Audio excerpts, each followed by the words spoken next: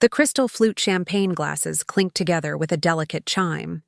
Soft jazz played from hidden speakers as 50 of Boston's most influential business leaders mingled beneath the ornate chandeliers of the Somerset Club. In the center of it all stood Eliza Chen, her black evening gown contrasting sharply with the white marble floor beneath her. 15 years, she said, raising her glass toward her husband, Gregory. To partnership in all things. The crowd echoed their congratulations, and Gregory stepped forward, his tailored suit framing his athletic build perfectly. At 43, he still commanded attention with his confident smile and the silver streaks at his temples that only added to his distinguished appearance. He took the microphone from the stand, and Eliza noticed something shift in his expression, a tightness around his eyes she'd grown to recognize over their years together. Her stomach tensed instinctively. "I want to thank everyone for coming tonight," Gregory began, his voice carrying across the room with practiced ease. 15 years is a milestone worth celebrating, and as many of you know, I've always believed in transparency. In honesty, the room quieted, sensing a shift in tone. Eliza maintained her smile, though her fingers tightened around the stem of her glass. "Which is why I need to be honest with all of you tonight. Especially with you, Eliza." Gregory turned to face her directly. "I've been having an affair with Rebecca Thorne for the past 7 months, and I've decided to leave our marriage." The silence that followed was absolute. 50 guests froze in collective shock, eyes darting between Gregory's resolute face and Eliza's unreadable one. Rebecca Thorne, the new marketing director Gregory had hired at Meridian Partners, the financial consulting firm where he served as managing partner. For 3 heartbeats, Eliza said nothing. Then she set her champagne glass down on the nearest table with remarkable steadiness. "Thank you for your honesty, Gregory," she said, her voice clear and controlled. "I appreciate that." Confusion flickered across Gregory's face, quickly masked behind a practiced smile. "I think," Eliza continued, addressing their stunned guests, "that tonight's celebration is over. Please enjoy the remainder of your evening." She walked across the room with measured steps, stopping only when she reached Gregory. Standing on her tiptoes, she leaned in to whisper in his ear, "You might want to check who actually owns Meridian Partners before you return to the office on Monday." As she stepped away, his confidence crumbled into bewilderment. Eliza offered one final smile to the room before walking out the door, leaving behind nothing but silence and the fading scent of her perfume. 3 years earlier. "You're absolutely insane," Vince Rossi said, leaning back in his chair and staring at Eliza across the table at Sorellina. The upscale Italian restaurant buzzed around them, but their corner booth offered the privacy needed for this conversation. Insane would be staying at Blackstone forever, waiting for them to recognize my value. Eliza twirled pasta around her fork, looking more relaxed than she felt. 12 years I've given them, Vince. 12 years of 100-hour weeks, missed holidays, postponed pregnancies. And for what? To watch men I've trained get promoted above me? Vince, her former colleague and now independent venture capitalist, studied her with shrewd eyes. "So your solution is to acquire Meridian Partners from under their nose? That's going to cost you everything you've saved, plus whatever loans I can help you secure." "Not just acquire it," Eliza corrected.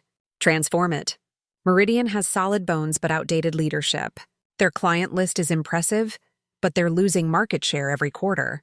Gregory being named managing partner last year was just the final push I needed." "Speaking of your husband," Vince said carefully, "does he know about this plan?" Eliza's smile tightened. "No, and he won't until it's done. Eliza, I've spent my entire career watching men, including my husband, get credit for women's ideas. Gregory will find out when everyone else does, after the acquisition is complete." Vince sighed. "Using shell companies and private equity to hide your involvement is legally sound but personally complicated. You'll be his boss. Maybe it's time he learns what that feels like." Eliza set down her fork. "Look, I'm not doing this out of spite. Meridian needs new direction, and I'm qualified to provide it. If Gregory can put business first, so can I. And if he can't handle it?" Eliza's gaze hardened. Then he wasn't the man I thought I married. 18 months earlier. Sign here and here, the lawyer said, pushing the documents across the polished conference table. Eliza's pen moved confidently across the signature lines, finalizing the acquisition of Meridian Partners through Vince's venture capital firm and Eliza's newly created holding company, Phoenix Capital. The structure was complex but effective. Her name appeared nowhere on the official ownership documents. Congratulations, Ms. Chen, the lawyer said. You now own controlling interest in Meridian Partners.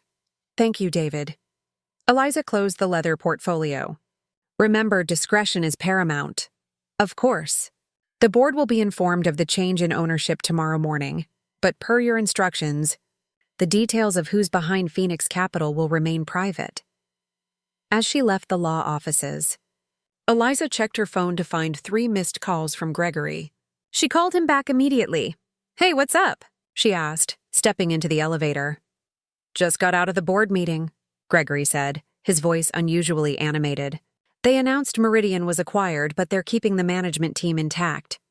Even gave me authorization to expand my department. That's wonderful news, Eliza replied, fighting to keep her voice neutral. Sounds like the new owners see your value.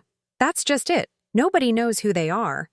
Some investment group called Phoenix Capital, but they're doubling our operational budget, so who cares, right? Right, Eliza agreed, smiling to herself as the elevator doors closed. Who cares indeed, 1 year earlier. The quarterly reports are quite impressive, Eliza said, seated at the head of the conference room table at Phoenix Capital's discreet offices in Cambridge. Meridian has grown 22% since acquisition, and client retention is at a 5-year high. James Foster, the financial advisor Eliza had installed as her proxy on Meridian's board, nodded. Gregory Chen's team is performing exceptionally well. He's exceeded every target we've set. Eliza tapped her pen against the table. And the internal culture survey? James hesitated. That's less positive. Female employees report significantly lower job satisfaction and promotion rates. The retention rate for women in middle management is problematic. Has Gregory addressed this issue? He claims it's an industry-wide problem, not specific to Meridian. Eliza's expression hardened. That's not acceptable. What about the new marketing director he hired? Rebecca Thorne? Impressive resume. She's made some bold moves that are paying off. I'd like to meet with her. Arrange lunch next week, but don't tell her who I really am. Just say I'm from Phoenix Capital. Of course. James hesitated. If I may ask, when do you plan to reveal your identity to the company? It's been over a year. Eliza closed the folder in front of her. When the time is right. For now, I need to understand Meridian from every angle, including how they treat ambitious women when they think no one important is watching. 8 months earlier, Mrs. Chen, thank you for stopping by. The real estate agent's smile was bright as she welcomed Eliza into the luxury waterfront condo. I know this was a last-minute addition to your tour. Please call me Eliza. She stepped into the foyer, immediately drawn to the floor-to-ceiling windows showcasing Boston Harbor. This wasn't on my list. It just came on the market yesterday. I thought you might want to see it given your parameters. Eliza walked through the space, admiring the clean lines and modern finishes. At 3,000 square feet, it was smaller than the Beacon Hill brownstone she shared with Gregory. But it felt more like her, sleek, efficient, with nothing unnecessary. The previous owner was quite private, the agent continued. But I can tell you he was a bachelor in finance. Everything's barely 5 years old. As they entered the master bedroom, Eliza noticed a business card had fallen from the agent's portfolio onto the plush carpet. She bent to pick it up, freezing when she read the name. Rebecca Thorne, Marketing Director, Meridian Partners. I believe you dropped this, Eliza said, keeping her voice steady as she handed it back. The agent flushed. Oh, I'm so sorry. Ms. Thorne is another client. She's looking for a place with her partner. Something in the agent's hesitation told Eliza everything she needed to know. I'll take it, Eliza said suddenly. The condo? But don't you want to? I'll pay the asking price. How quickly can we close? As the surprised agent began explaining the expedited process, Eliza walked back to the windows, her reflection ghost-like against the darkening sky. She'd suspected Gregory's late nights weren't all about work, but this confirmation felt strangely validating rather than devastating. For 15 years, she'd been the perfect corporate wife, subordinating her ambitions to his, playing the supportive spouse at client dinners. Listening to him complain about work politics, he would have navigated effortlessly if he'd bothered to listen to her advice, all while her own career stagnated under the glass ceiling she couldn't seem to break. Now she owned the ceiling. Present day, the silence in the cab was absolute as Eliza rode home from the disastrous anniversary party. The driver had attempted conversation once, sensing her distress, but her polite, clipped response had ended that effort. She didn't cry. That surprised her. 15 years of marriage had just imploded in public, and she felt lighter, as if a performance she'd been maintaining had finally ended. When the cab pulled up to their brownstone, Eliza paid and stepped out, noting that Gregory's Tesla was already in the driveway. She hadn't expected him to return home tonight. Inside, she found him in the living room, pacing with a tumbler of whiskey in his hand. He stopped when he saw her. "What did you mean?" he demanded without preamble. "About checking who owns Meridian." Eliza set down her clutch purse and removed her earrings with deliberate movements. "Exactly what I said. Stop being cryptic, Eliza. This isn't a game." "No," she agreed. "It isn't. Games are played on level fields with clear rules. Our marriage has never been that." Gregory's jaw tightened. "If you're implying—" "I don't imply, Gregory. Not anymore." She moved to the bar cart and poured herself a vodka tonic. "Phoenix Capital is my company. I created it to acquire Meridian Partners 18 months ago." He stared at her, disbelief warring with dawning comprehension. "That's impossible. You would have needed millions, 12 million to be exact. My savings, plus investors who believed in my vision rather than my gender." She sipped her drink. "You never asked why I left Blackstone. You assumed I couldn't handle the pressure. You never told me. You never asked," she repeated, her voice sharper. "Too busy with your own career to notice mine. Too occupied with Rebecca Thorne to wonder why I was working late." Gregory set his glass down with controlled force. "You've been lying to me for over a year. And you've been lying to me for 7 months. Longer, if we count the emotional distance that preceded the physical affair." Eliza's smile was devoid of warmth. "At least my lies built something. Yours just destroyed." He ran a hand through his hair, disheveling his carefully maintained appearance. "So what now? You fire me? Take everything I've worked for? You assume this is about revenge?" Eliza shook her head. "This is about business. You're an asset to Meridian. Your numbers prove that. But the company culture you fostered is toxic to women, and that ends now. This is insane. You can't separate our marriage from—" "I'm not the one who separated our marriage from business," Eliza cut in.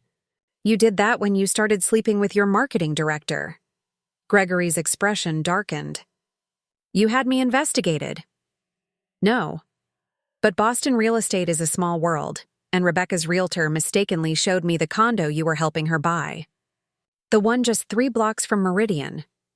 His silence confirmed everything. Eliza finished her drink. "I've already moved most of my things to my new place. I'll have the rest sent over tomorrow." "You've been planning this." "I've been preparing for all possibilities," she corrected. "Unlike you, I don't make decisions based on momentary desires." Gregory crossed the space between them, stopping just short of invading her personal space. "You set me up. All this time. Letting me think I was in charge while you pulled strings from the shadows?" "No, Gregory. I simply stopped supporting a system designed to keep me beneath you." She met his gaze unflinchingly. "The board meeting Monday morning will introduce me as the majority owner of Meridian Partners. You're welcome to tender your resignation before then, or you can stay and help build the company I envision. Either way, I'll see you at 9. She moved past him toward the stairs, but his voice stopped her. "You won't succeed," he said, his tone a mixture of anger and fear. The clients trust me, not some unknown woman who manipulated her way to the top. Eliza turned, and for the first time that night, genuine emotion cracked through her composed exterior. That's the difference between us, Gregory. You think leadership is about who sits at the head of the table. I know it's about who builds the table in the first place. Her voice softened with something like pity. I didn't manipulate my way anywhere. I earned every inch while you were busy taking credit for other people's work, including mine, she continued upstairs, leaving him alone with his whiskey and the wreckage of assumptions that had defined their marriage. The Meridian Partners conference room buzzed with tension Monday morning. The executive team sat around the massive table, exchanging confused glances and muted conversations. Gregory had arrived precisely on time, impeccably dressed despite the shadows under his eyes. He sat at his usual place at the head of the table, pointedly avoiding Rebecca Thorne, who had chosen a seat near the middle, her face carefully composed. James Foster entered and cleared his throat. Good morning, everyone. As you know, Phoenix Capital acquired Meridian Partners 18 months ago. Today, I'm pleased to introduce you to the founder and CEO of Phoenix, who will be taking a more active role in Meridian's leadership. The door opened, and Eliza walked in, dressed in a tailored charcoal suit that projected authority without apology. A collective intake of breath rippled through the room.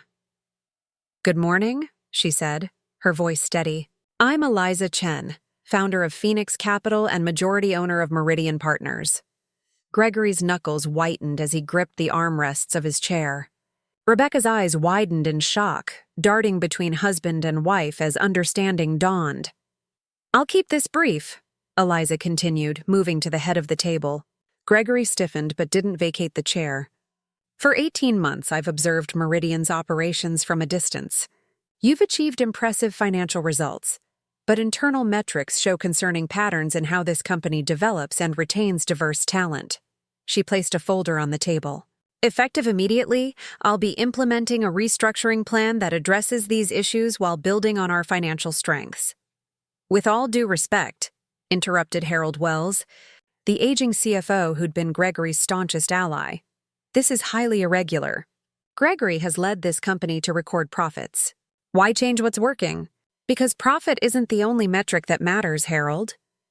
Eliza's smile was polite but unyielding. Our female employee retention rate is 23% lower than industry standard. Our pay equity gap is 18% wider, and our client diversity lags every major competitor. She opened the folder. Page 1 outlines the new executive structure. Gregory will remain as Chief Strategy Officer, reporting directly to me as CEO. Rebecca Thorne will transition to head our new Digital Innovation Division, reporting to our incoming COO, Amara Washington. Rebecca's face flushed crimson. Gregory finally stood, his chair scraping loudly against the floor. This is personal, not professional, he said, his voice tight.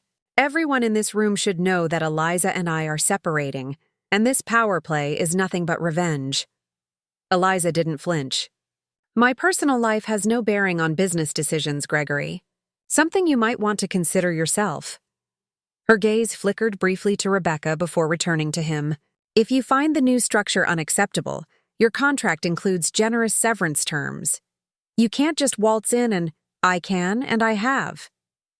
Eliza's voice remained level.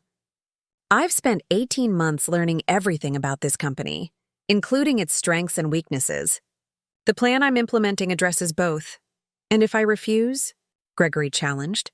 Eliza looked at him with something between pity and resolve.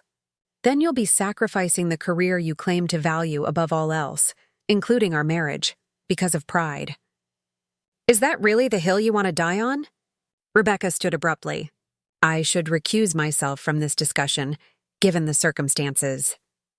Please stay, Rebecca, Eliza said, her tone surprisingly gentle. You're a talented marketer. The digital division needs your expertise, provided you can work within our new corporate culture. Gregory laughed bitterly. You expect us to believe you're offering her a genuine opportunity after what happened? Unlike you, I don't confuse personal and professional matters, Eliza replied. Rebecca's relationship choices are her business. Her work performance is mine. The two aren't connected in my evaluation. Rebecca slowly sat back down, confusion evident in her expression.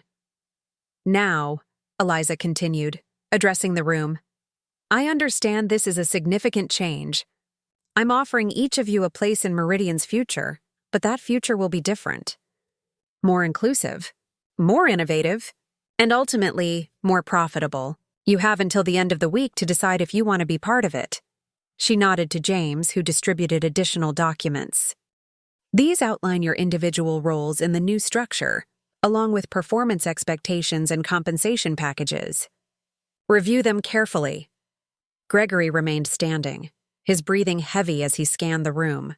Most executives avoided his gaze, already engrossed in the documents before them. This meeting is adjourned, Eliza announced.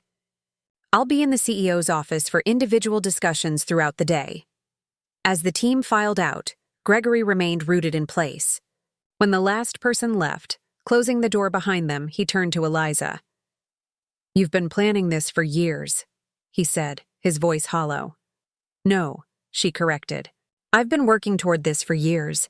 There's a difference. You never wanted this marriage to work. That's where you're wrong. For the first time, a crack appeared in Eliza's professional facade. I wanted our partnership to be equal. I wanted you to see me, really see me, as more than an accessory to your success. But you couldn't imagine a world where I might have ambitions that matched or exceeded yours. Gregory's shoulders sagged. So this was all a test I failed? No, Gregory. This was a life I built while you were building yours separately. She gathered her materials. The difference is, I never excluded you from mine. You chose not to notice it. And now? Eliza paused at the door. Now you have a choice. Adapt to the new reality or leave, just like you gave me at our anniversary party. With that, she walked out, leaving Gregory alone in the conference room that no longer belonged to him. 6 months later. The Shelton acquisition closes next week, Amara Washington said, sliding the final paperwork across Eliza's desk. That makes 3 major clients we've added this quarter. Eliza signed the documents with a satisfied nod. And the integration team? Ready to go. The client feedback on our diversity initiatives has been overwhelmingly positive. Turns out financial services firms can be progressive after all. When they're shown it's profitable, Eliza added with a small smile. Speaking of which, how's the internal mentorship program coming along? Amara beamed. 27 participants, all high-potential women and minorities who were previously overlooked. Rebecca's been surprisingly effective as a mentor. People can surprise you when given the right opportunity. Eliza glanced at the glass wall of her office, through which she could see the bustling operations of the firm she now openly led. After the executive meeting 6 months ago, the transformation had been swift but deliberate. Most of the leadership team had chosen to stay, adapting to Eliza's vision with varying degrees of enthusiasm. Harold Wells had retired, replaced by a brilliant financial strategist Eliza had recruited from her Blackstone days. Rebecca had thrown herself into the digital division with unexpected dedication, perhaps driven by a desire to prove her value beyond her personal choices. And Gregory's presentation to the Westlake Group was impressive, Amara said, as if reading Eliza's thoughts. He's actually embraced the strategic role more effectively than I expected. He's always been adaptable, Eliza replied. It's one of his strengths. After weeks of tense negotiations and one particularly heated argument in Eliza's office that had the entire floor pretending not to listen, Gregory had accepted the CSO position.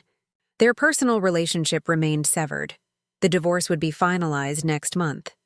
But professionally, they had established an uneasy truce that was gradually evolving into genuine respect. The press wants to do a feature on you for Business Monthly, Amara continued. The Invisible CEO, How Eliza Chen Transformed Meridian from Within. Shall I have PR coordinate? Eliza considered this. Yes, but make sure they understand this isn't about me versus Gregory or some revenge narrative. It's about creating a different kind of financial services firm. Understood. Amara gathered her papers. Oh, and Vince Rossi called. Said something about that angel investment you were considering? Tell him I'll call back this afternoon. We're still evaluating the tech. After Amara left, Eliza swiveled her chair to face the Boston skyline. The view from the 37th floor never failed to remind her of how far she'd come from the small Pennsylvania town where she'd grown up. Daughter of Chinese immigrants who ran a restaurant and dreamed of their children's success. A knock on the doorframe interrupted her thoughts. Gregory stood there, a folder in hand. "Got a minute?" he asked. "Of course." She gestured to the chair across from her desk. He sat, placing the folder between them. "The Westlake proposal. They want to expand the scope beyond what we initially discussed." "Good problem to have," Gregory nodded. "They specifically requested you be involved in the strategy sessions. Apparently, your reputation precedes you. I'll make time." Eliza took the folder, scanning its contents. A moment of awkward silence stretched between them, filled with the weight of 15 years shared and the uncertain future ahead. "I signed the final divorce papers this morning," Gregory said finally. Eliza looked up. "I'll sign mine tomorrow. Feels strange, doesn't it? Ending on paper what ended in reality months ago." "Yes," she agreed softly. "It does." Gregory leaned forward slightly. "I've been meaning to ask you something. That night at the anniversary party, you thanked me for my honesty. Why?" Eliza set the folder down, considering her answer carefully. "Because in that moment, you finally showed me who you really were. No pretense, no facade. It was perhaps the most honest moment of our marriage." "That's not what I expected." "What did you expect? Anger? Tears? Anything but gratitude?" Eliza's smile held a hint of sadness. "I was angry, Gregory, for years. But not about the affair. That was just the culmination. I was angry that you never saw me as your equal. That night, you freed me from trying to be someone I'm not." Gregory was quiet for a long moment. "For what it's worth, I see you now. Everyone does." "That was never the point," Eliza said gently. "I didn't need to be seen by everyone. Just by you." He nodded, understanding finally registering in his expression. "The firm is better under your leadership. I'm not just saying that. Thank you." She handed the folder back to him. "I'd like you to lead the Westlake expansion." "You've earned it." Gregory stood, accepting the folder. At the door, he paused. "The article they want to write about you, are you going to do it?" "Yes, but it won't be the story they expect." "What story will it be?" Eliza turned back to the window, to the city spread out before her like possibilities. "Not about a woman who took revenge," she said quietly. "About a woman who built something that matters." After Gregory left, Eliza opened her laptop and began typing notes for the interview. Not about glass ceilings shattered or personal betrayals avenged, but about the company she was creating.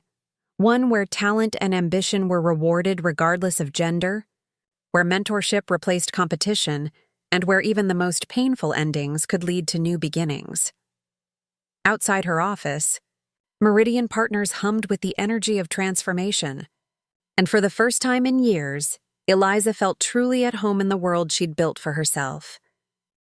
And that wraps up today's story. Now we want to hear from you. Where are you watching from?